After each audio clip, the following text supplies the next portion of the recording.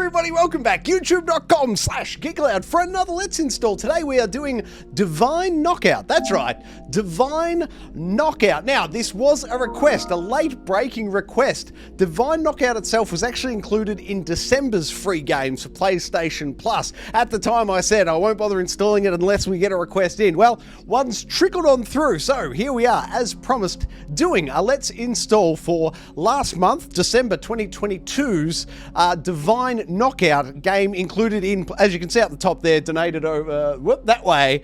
Divine Knockout, then the little plus symbol lets you know that it was in the PlayStation Plus collection. Also of note, this is available for PlayStation 4 as well. The one free monthly game included both the PlayStation 4 and PlayStation 5 version. However, I can tell you that I was asked specifically for the PlayStation 5 Let's Install of Divine Knockout, which is exactly what we're doing right now. As you can see over that way, Divine Knockout is 3.002 gigabytes for the install onto a PlayStation 5, as I said. Now, I'm not anticipating we will cover it, but maybe, just maybe next week on the Gaming Enforcement Agency, our weekly video gaming podcast here on Geek Aloud, each and every Thursday night at 8 p.m, we cover, and when I say we, myself, Unky Dunky, Bully, the three of us, we cover the games we've been playing during the week, we cover the news of the week. What else do? We do the standoff, everyone's favourite segment, the standoff. We put the best of gaming up against the other best of gaming and pick a winner. Last night, on episode 56 of the Gaming Enforcement Agency, we did the most anticipated Geek Aloud, or Gaming Enforcement Agency specifically's most anticipated games for this year, 2023. We went through, we run down a list of 9 of the biggest hitters that we see coming out this year.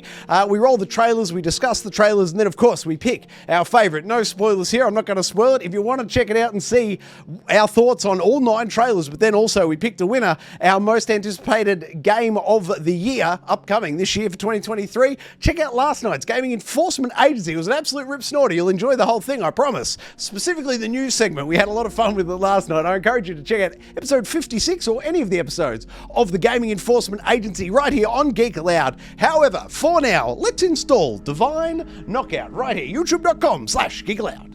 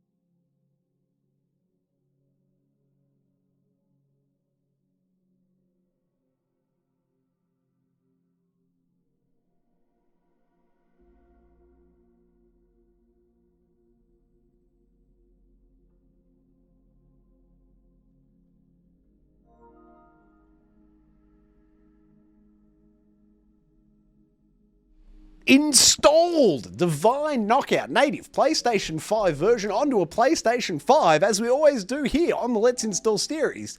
Let's boot it up and check out those particulars, shall we? We'll have a look at the options menu. We'll see if there's anything of note there. Maybe in the display settings, is there a 4K versus performance mode? Is there a motion blur we might want to disable? You guys can see it and I can't, which can only mean one thing. This game supports 128 hertz. Bear with me. I need to flick it back to the home menu and drive this back to disable. Where is it? Is it HDMI? We need somewhere to disable the screen. Video. Here we go. Video output. 120 hertz. Off, thanks. That'll fix it. All right, there we go. With 120 hertz mode disabled now, I will actually be able to see it on my monitor. And here's my request to Sony PlayStation. Every time you guys release a firmware update, you turn that setting back on. If I've manually turned off 120 hertz support mode, my monitor can't handle it. Leave the setting off. Don't keep turning it back on every time you patch the firmware. Incredibly frustrating. But that's not what we're here for today. Here today, we are looking at Divine Knockout. And now that I can see it on the monitor, we're going to be able to kick open that settings menu and have a look. Oh, you know I am 100% definitely reading every word of this end-user license agreement or terms of service. There's no way I'm just browsing over this so I can tick that box and then hit yes at the bottom. It makes nothing but sense to force your users to sit here for minutes on end holding R down to scroll through your terms of service before you can hit agree and continue. This is probably the funnest thing in video games, this, just holding down R1 as we incredibly slowly. What happened to skip to the bottom? What happened to just being able to flick the left stick down and doing the I accept? No, look. We're about halfway, guys. Oh, how incredibly exciting. The only way this could be better is if they stacked a couple of languages on top of each other. Maybe do English first and then Spanish under it or something. Why not have two lots of the EULA to read through before we get there?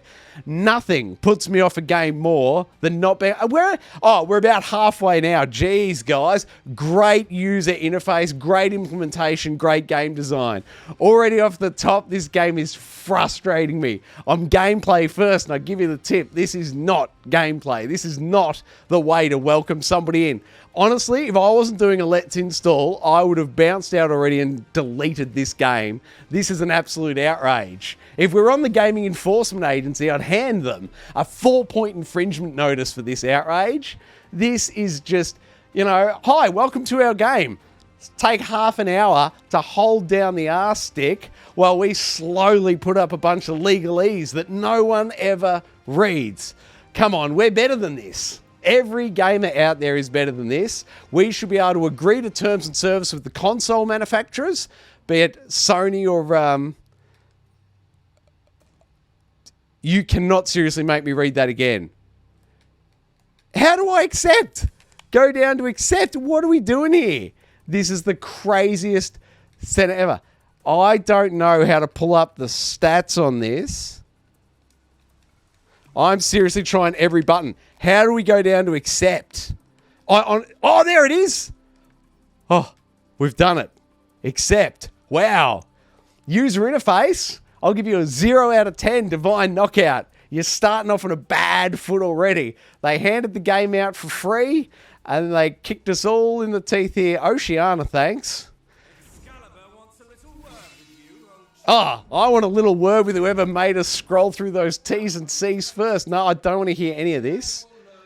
Settings. Thank you. The first thing we're going to do is just rip this master volume down because I've already had enough of it. All right, display options. What do we got here? 120 hertz mode. Well, that already killed us today.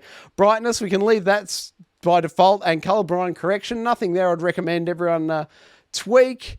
Control sensibilities. That's all standard and fine.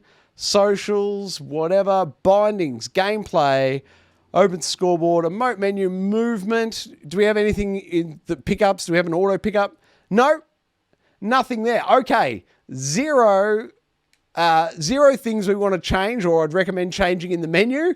Let's see if they got the version number right. At the top in the middle over there, you can see they're stating in the menu that it's build number 0.19.2187.69. Let's jump on out now to the dashboard, check out the particulars, and see if it agrees with itself. Based on how that user implementation went at the start, I sincerely doubt it. What are we in for? Nope, they were wrong. Okay, you can see Divine Knockout 1 month post-launch, as I said, included last month for free in the PlayStation Plus games catalog. If you added it, of course, is version 1.000.023. That comes in at a complete and full install size of 3.38 gigabytes. Another complete and successful install right here, youtube.com/Geek Aloud. Please come along and check out the Gaming Enforcement Agency each and every Thursday night, 8 p.m. right here for our video gaming podcast where we talk about the games we've been playing. I don't think Divine Knockout's going to rate a mention, but tune in next Thursday and find out. What else can you do with Geek Aloud? Like it, subscribe it, you'll never miss it. Oh, that was luck. Hey, that's something.